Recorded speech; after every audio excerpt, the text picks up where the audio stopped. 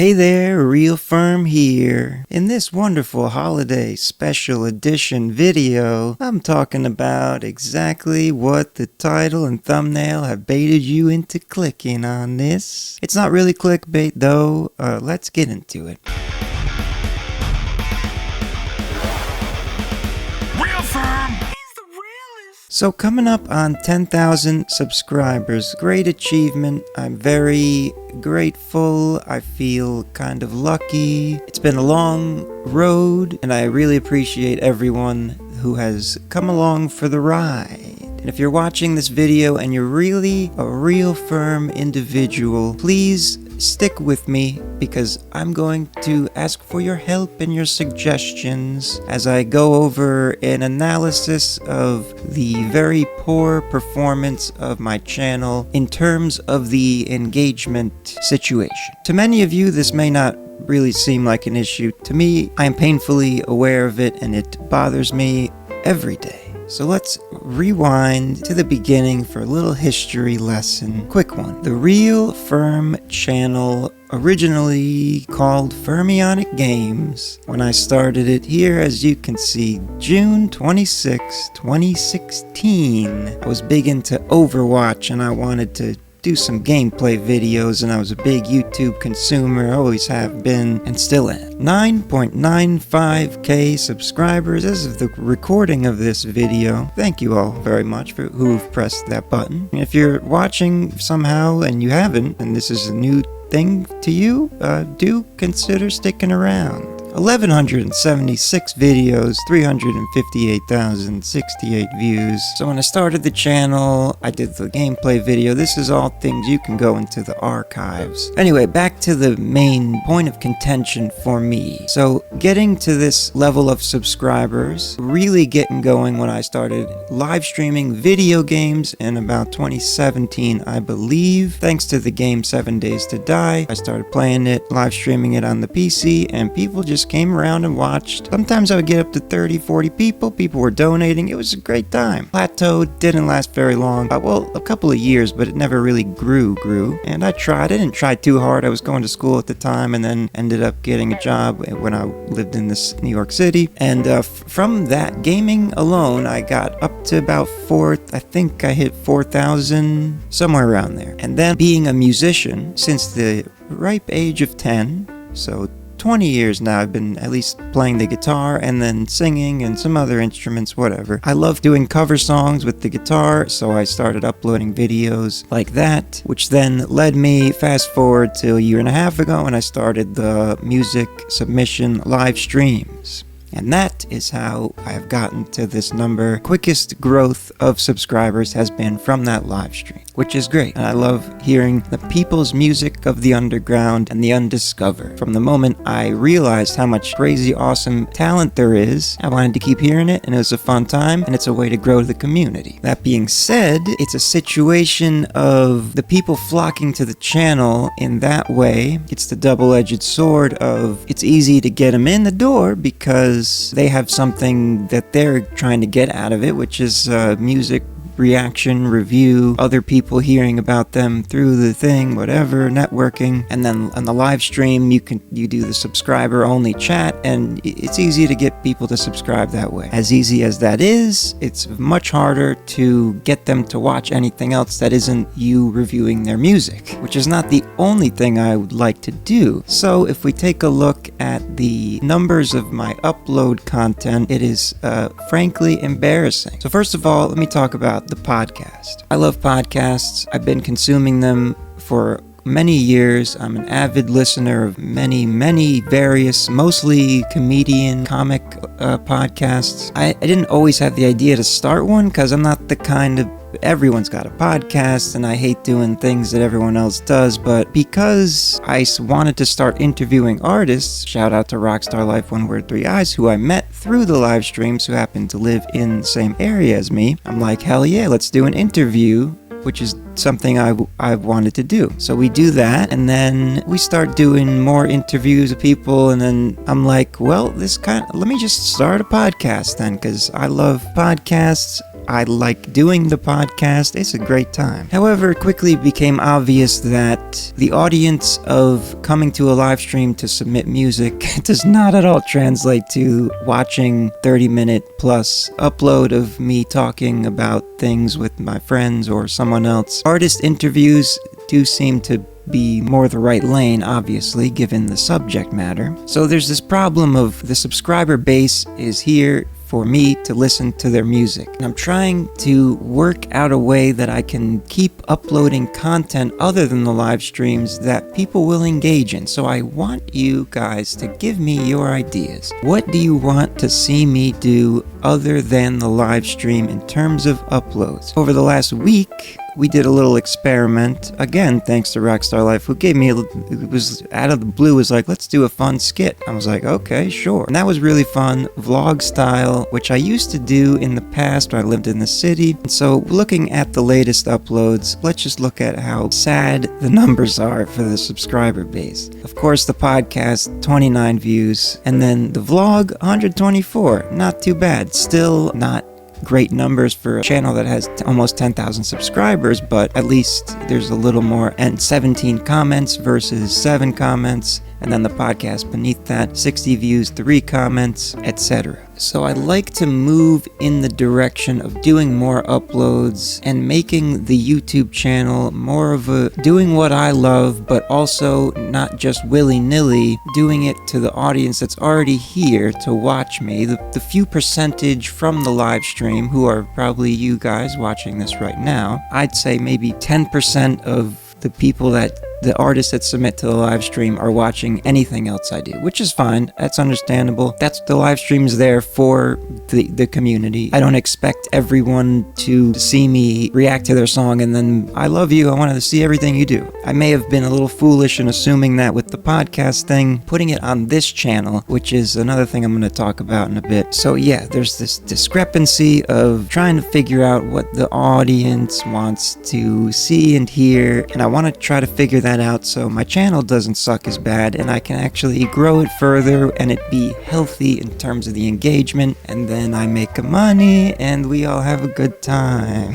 So back to the uploads again. I released this original song with the Blackwell beat, my one song for the year. Maybe I'll do some more songs, I don't know. This is an official artist channel after all, which is another issue that I'm not so happy about, but again, another point I'll talk about in a little bit. Open mic interviews, decent numbers comparably, still not great. 181. Quick aside, there's an observation I've made over the years in the YouTube engagement versus subscribers. It's usually this 10% thing of, if you look at any successful YouTube channel, say 1 million subscribers, on average they're going to get around 100,000 views for the 1 million subscribers, more or less depending on how dialed in they created the content for the audience, whatever. So basically what I'm saying is I might as well have 1,000, 2,000 subscribers with the numbers I'm getting on the uploads that are even appropriate for the audience that has come through the live streams. Again, the podcast numbers not great. Again, and I understand audiences aren't translating. That's fine. My little AI short film, that was fun. Quick minute video, of course, gonna get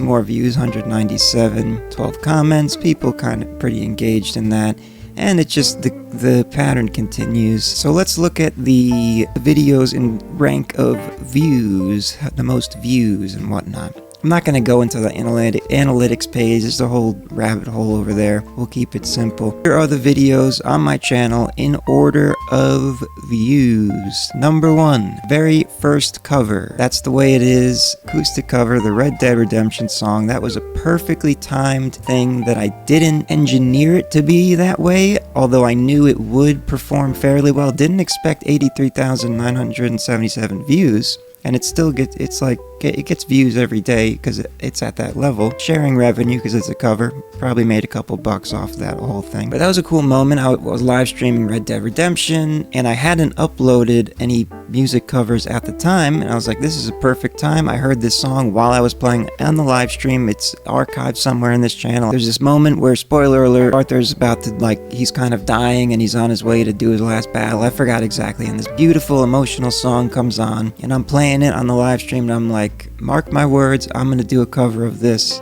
and put it on the channel. So I did.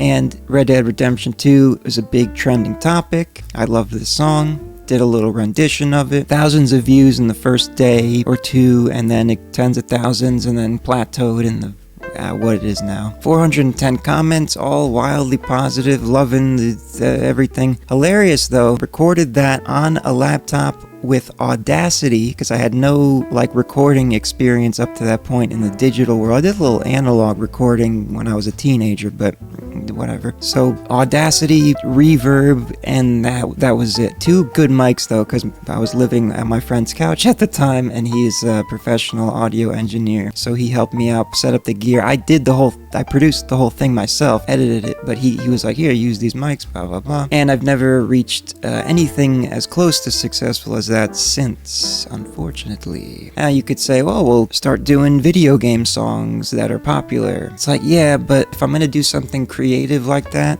my mind has to be in it. If I force myself to do it for views, I either hate myself the whole time, and then it doesn't come out good because my heart's not in it. It is the plight of the creative, so I guess. At least my plight. So unless I've been playing another video game and hear a beautiful song, and it happens to be a trending game at the time, that will probably never happen again. So ever since that video, I started doing more covers. As you can see down here, we have a couple more covers with over 1,000 views. But interestingly, second most viewed video, 6,319, reacting to AI generated songs with melobytes, which is more of a comedic thing that I didn't expect. So I should probably do more stuff like that. Music themed. AI music though, since then it's gotten a lot better.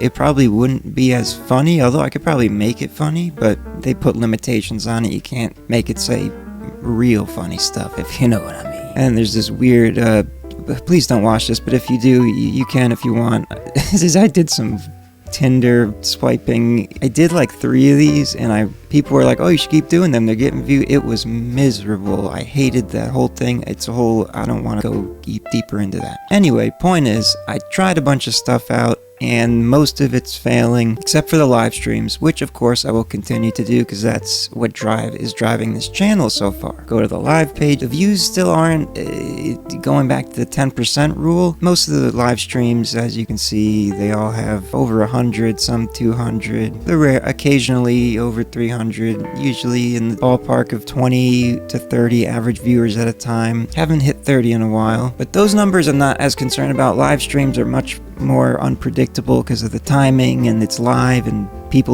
most people don't watch it after the fact because most of the audience is there to submit a song. Unless they submitted it and missed the reaction, most people aren't going back to watch it just for entertainment purposes. And of course, as you can see, everything is ineligible for monetization or partially blocked because of random copyright claims from different little samples here and there. Whatever, the ad revenue is literally pennies, if that. Oh, look at this. This one somehow stayed monetized. So again, ideas for videos. What do you want to see me do? Vlogs, I want to keep doing that. Which brings me back to the podcast. I'm just going to go ahead and start uploading those to another channel because most people do that anyway, and clearly a very, very minute, negligible percentage of people that come to this channel watch the podcast. So I'm very grateful to all of you who do watch the podcast or listen to it. It's its own thing. It should have its own channel. I should have done that after I uploaded the first 3 episodes on this channel. I just had that whole thing of, oh, well, all the subscribers are here, maybe they'll like it. Dummy. Audiences don't translate. Find out the hard way. I should have known. I kind of did know, but I was in the mindset of whatever, I don't care about the numbers. Well, now I'm starting to care a little more. So if you're a fan of the podcast or just want to support me, go to the channel, the Real Firm Podcast channel, youtube.com/@RealFirmPodcast. I'll put the link in the description. It was the channel formerly known as Alt Firm. I just changed the name. So that takes care of that. That's a little restructuring there. And since I was uploading the podcast on every Tuesday on this channel, I guess I'll make it a goal for the new year, little New Year's resolution, an original firm entertainment content piece. Maybe not always entertainment, maybe educational, some kind of philosophical, musical discussion on Tuesdays. We'll just do a firm upload, real firm upload. I'm going to try and make everything as cool and interesting as possible. It is on me to get the numbers up.